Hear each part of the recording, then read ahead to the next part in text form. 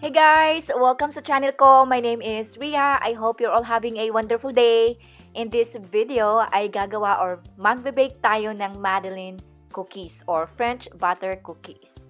Madali lang itong gawin kaya mag-umpisa tayo sa mga sangkap. Kailangan natin ng all-purpose flour, itlog, brown sugar, white sugar, orange juice, baking powder, asin, at butter. Sa lista ng mga sangkap, kindly check ang show notes down below. First off, i-combine muna natin ang flour, asin, at baking powder. And then, i-mix natin ito. Then, iset aside muna natin. Next, in a separate bowl, ilagay natin ang melted butter, white sugar, at brown sugar. Mimix natin ito. I am using handheld mixer, pero you can use whisk naman.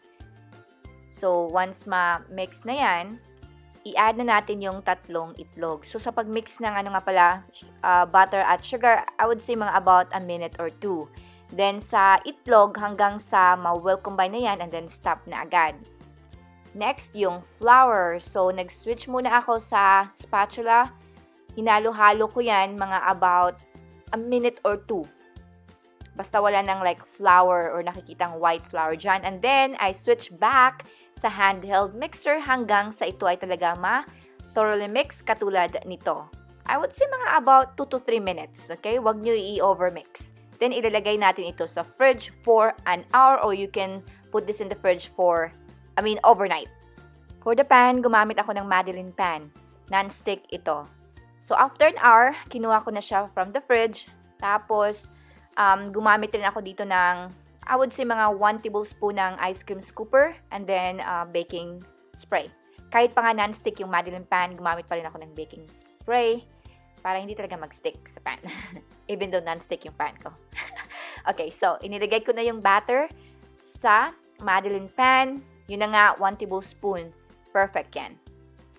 So sa Madeleine pan, nabili ko to siya sa sa Marshalls, isang off-retail store dito sa US. So, I think mabili nyo rin ito sa online.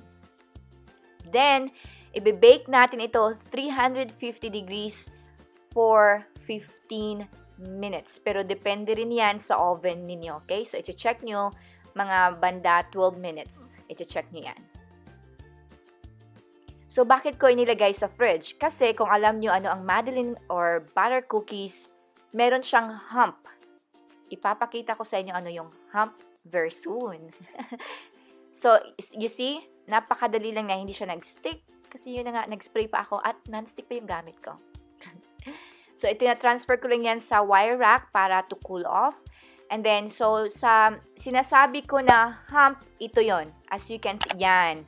Yan yung talagang sign na ito ay Madeleine cookies. So, yan yung perfect na Madeleine. I really, really love these cookies.